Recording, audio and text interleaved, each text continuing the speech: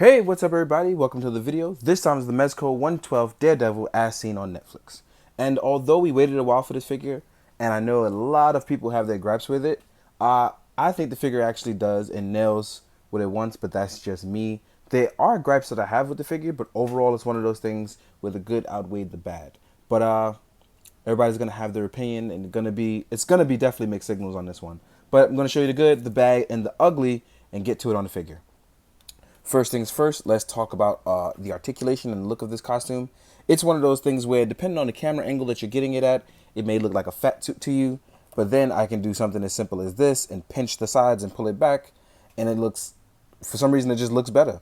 It's one of those things, I don't know why, but it just, depending on how you're looking at it, it's just one of those things that either is going to translate well to you or it won't, and that's okay. But look-wise, I think it pretty much did nail the figure. I think the shoulders may be a little too wide, but I think overall it's gotten. So articulation wise, we're gonna go with the figure. We're gonna say, as you see, he looks up, he can look down, he can tilt left and right. If you pop off the head, you'll notice that the neck can move as well, and then there's the neck peg that gives you an extra bit of range, so you can actually lean over. It's one of those things where it can pretty much accurately show you like the Charlie Cox look, where he would be like, oh, I'm gonna lift over, use my radar sense with my eye. Well, not with my eyes, obviously. He's a blind dude. But he's going to use his ears and his other senses. Overall, though, I think that this figure kind of does nail the look as seen on Netflix. It just has a little bit of gripe over with the suit. But it just may be one of those things where I think that the suit itself, because it's an accurate representation, doesn't translate well on a figure. But it does the job, at least to me. But arm-wise, we get a butterfly joint that is pretty small in terms of range, but it gives you that extra bit of oomph with the figure. You can actually rotate and show the arm go all the way up. You can go all the way around and down, and then you can go out. Now, the arm is indeed double jointed. It's one of those things where the pleather piece right here may get in your way. So if you have an issue with it, what I suggest you do is you pull down a little bit on the pleather, and we show the arm go in once, and then it rotates in again, gives you that extra bit of room. So as you can see here, he's double jointed. No real issues there. And then in the midsection, this is where most people have their gripe, is that the suit looks too baggy and wide here. I suggest, if you are good at tailoring, you pinch it back a bit, right? It gives you that extra nice look, because this actually looks a lot better by pinching it just a bit. Now, here's my thing though. By pinching it, what you do is you take away from the articulation, because you get that extra bit of room for fluff to actually move the figure around. And I think that's what everyone's issue is. It's one of those things where if you pinch it, you lose the articulation, but otherwise it's going to look a little too baggy. That's why I don't mind it, because it gives me the range I want on a figure that I like, especially because if it's going to give him a decent ab crunch, I'm okay with it. Also in the pants, again, it's one of those things where it looks baggy, but translates well. I think the main issue that they did was sewing down the middle. I think that's what kind of hindered the figure here, because everyone's going to be scared to use the articulation because they don't want to rip this. And I think that's what a lot of people are going to have a problem with. As you can see here, you can extend the leg this far forward. Knees are double jointed. You have a thigh swivel as well, so you can actually rotate it right here. And as you can see with the baggy pants, gives you that extra range you need, so that way you don't rip that seam, right? The ankle pivot seems pretty okay. You have a boot cut as well that rotates, that helps that range a little bit better. Not by much, but just enough. And then, it's one of those things where posing him up, as you can see here, he can still get pretty good poses. Like, it's just one of those things where it's just not going to look well doing a vanilla stance. So I'm going to pose him up like this, see how he looks, and voila.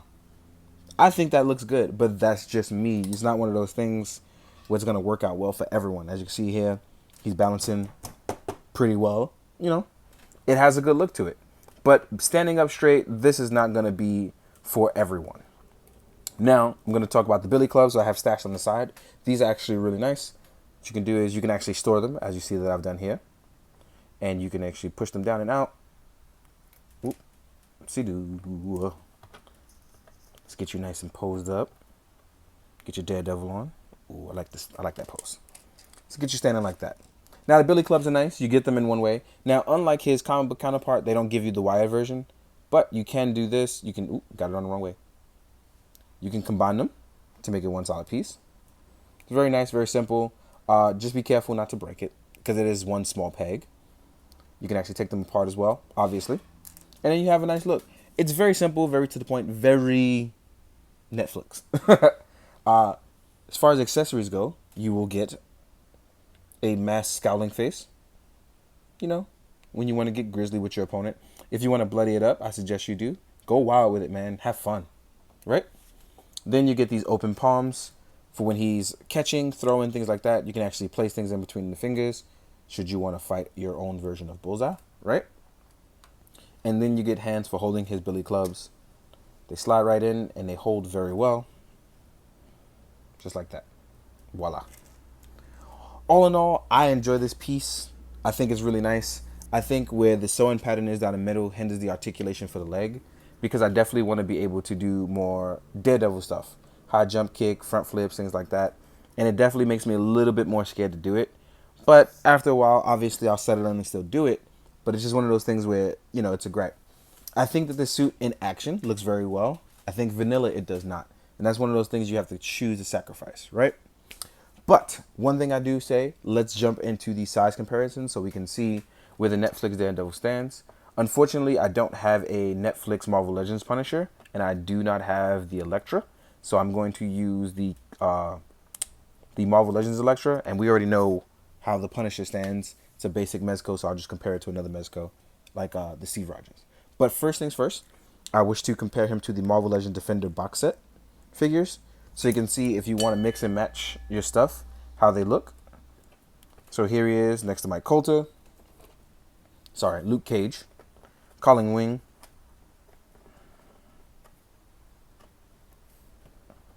So here he is next to these two. And I think that this guy actually fits in pretty well with the Marvel Legends counterpart so far.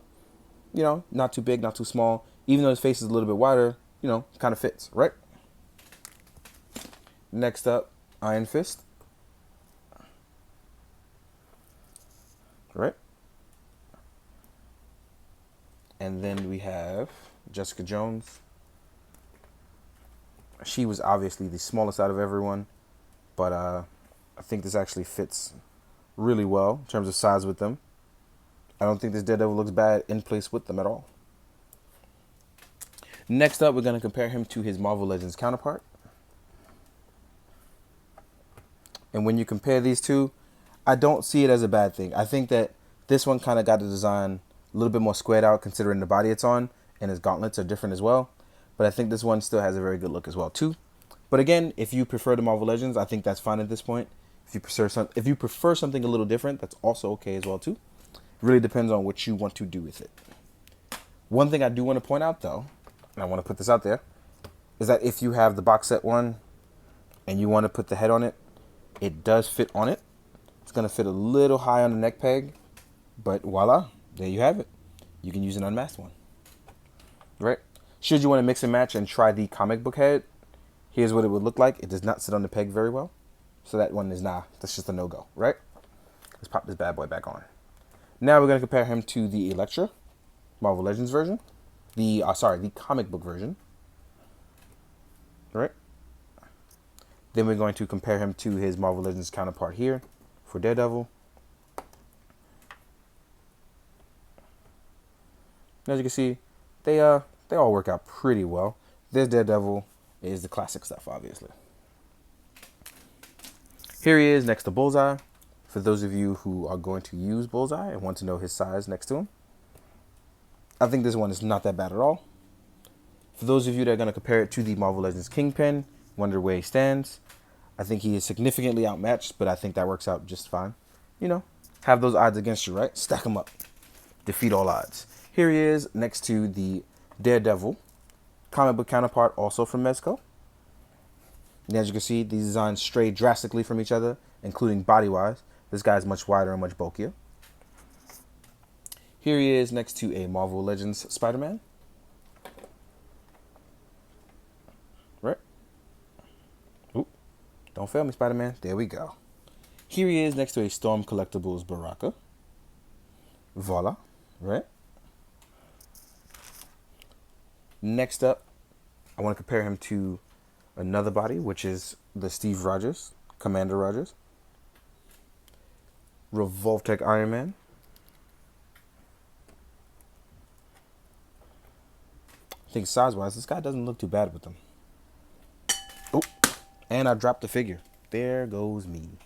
Right.